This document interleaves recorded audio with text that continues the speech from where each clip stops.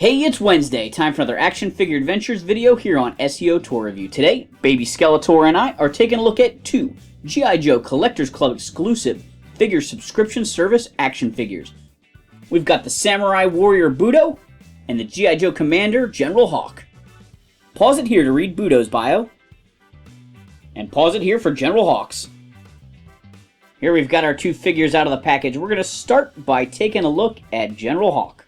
The first thing I want to do, and I don't normally do this, but I really want to compare Hawk to his card art, because there's something wrong with this figure. It's based on a 90s General Hawk figure that came in a green flight suit. He had a big round spaceman helmet, and he came with a cool silver jetpack. And he wears a green flight suit with brown straps and some gold details on it, and the card art matches that pretty well. I mean, obviously there's some changes, it's been modernized, but you'll notice card art has a red visor while the figure has a clear visor. You'll notice that the flight suit is fairly military green while the figure's flight suit is Christmas green. The strapping on the card art is tan and the strapping on the figure is orange.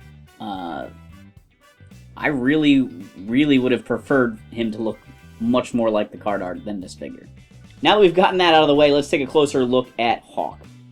Hawk's got a pretty decent head sculpt with this little cap piece going around and the microphone, which looks a decent amount like the Hawk figure that we originally got.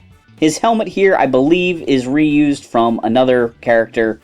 It works okay. I would have rather it have been like a big bulbous spaceman helmet. I was kind of hoping when they made Payload and General Hawk, they would have come up with some sort of new helmet that works well for both of them, because they do have a similar look to them. The helmet fits on nice and tight. It works out okay. It doesn't need to be super clunky, I guess. It looks maybe more aerodynamic this way. But you may also notice that none of his web gear is snapped, and that's the way he came out of the package. And I have tried really hard to snap his web gear, and I sort of latched his belt for a split second, and then it popped undone. Like, it just doesn't fit this figure. And then the fact that there's two of them on top of each other, and that's really frustrating and makes him not display well. On top of that, like I mentioned, his colors are just really off. So his top web gear has these gold grenades, which is very typical of the original 90s General Hawk figure like this. He has a holster that works for a little pistol there. I do like this yellow stripe they have running down the figure. That's a nice detail painted on there. He's got these orange boots. It's funny because I feel like Scoop, who has kind of ridiculous colors, they changed his colors to try and make him look more acceptable.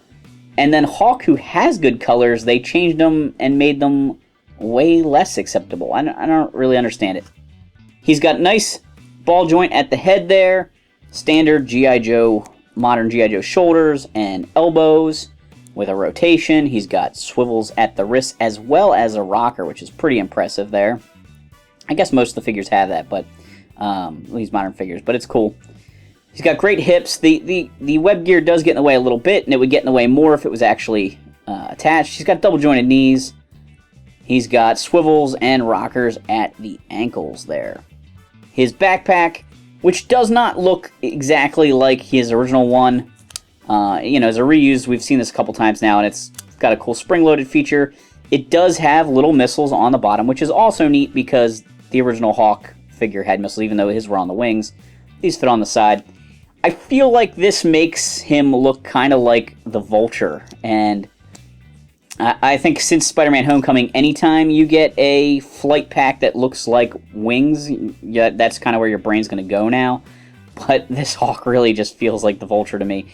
And then his last accessory is a gray gun. It doesn't really look like the gray gun that he originally came with. The original one was cool. It had like a Tommy gun type round magazine that I always thought was really cool. But this works. You know, they got to use parts that they already have. They're not going to retool everything. Like I said, if the web gear snapped, that would be one huge problem out of the way for me. And if the colors match the original figure a little bit better, that would also be really cool. I don't mind that the visor's clear instead of red. If there was one like color they needed to change, if somehow like clear red plastic was a problem. But I really don't like the colors of his jumpsuit. Last accessory for Hawk is his stand with his name on it. And here we have a closer look at Budo. His primary military specialty is infantry, but wearing samurai armor is very unique for an infantry trooper. I wonder what Budo would look like with an M16. This Budo is far closer to his original figure than Budos we've received in the past. There was a Budo not too long ago from one of the G.I. Joe movies, but he had like a full robe type of thing that really hindered his articulation and was kind of disappointing. I think this might be the same head. This helmet's a little clunky compared to the original one. You know, the horns are much bigger, the back piece comes out way larger. Maybe it's more accurate, but it seems a little bit less practical, perhaps. But the detailing is really good on his armor and everything. It would be great if it had some sort of a wash to it, but, you know, they can't go too crazy with the paint. He just sort of has regular pants with some knee pads and some shin guards there. Budo has nice articulation at the head. He's got pretty good shoulder joints. They are hindered somewhat by those shoulder pads because they do stick out quite a bit from his arms. He's got elbow joints, which again get hindered somewhat by the armor. He's got swivels at the wrists. He does not have the rockers that Hawk does, so I guess that maybe that isn't a standard articulation point. Mine also has some sloppy paintwork on his hand there, too, a little bit. He's got a sculpted-on belt. Well, it's not really sculpted on, it's actually part of an armor piece here. But he's got a belt loop, so you can actually store some of his weapons there. That's kind of cool, because the original Budo had a hook for hanging a sword from. This one does not have a backpack, though, which is also a little disappointing, because he does come with quite a few weapons. He's got another belt down here, a gray, I don't know, karate-type belt. He's got standard G.I. Joe hips and double-jointed knees.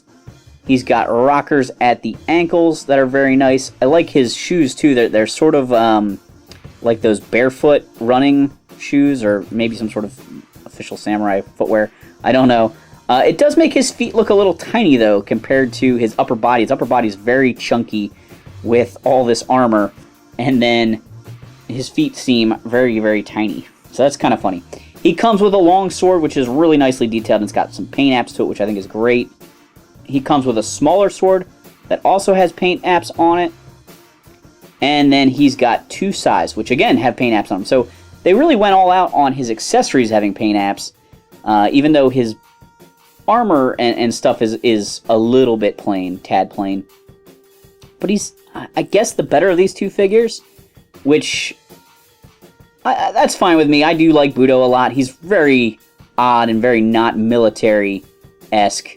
But he was a fun figure nonetheless, and I think they did a pretty good update of him. Last accessory for Budo, of course, is his figure stand with his name on it. Thanks for watching this Action Figure Adventures video. Do Baby Skeletor a favor, hit that like and subscribe button.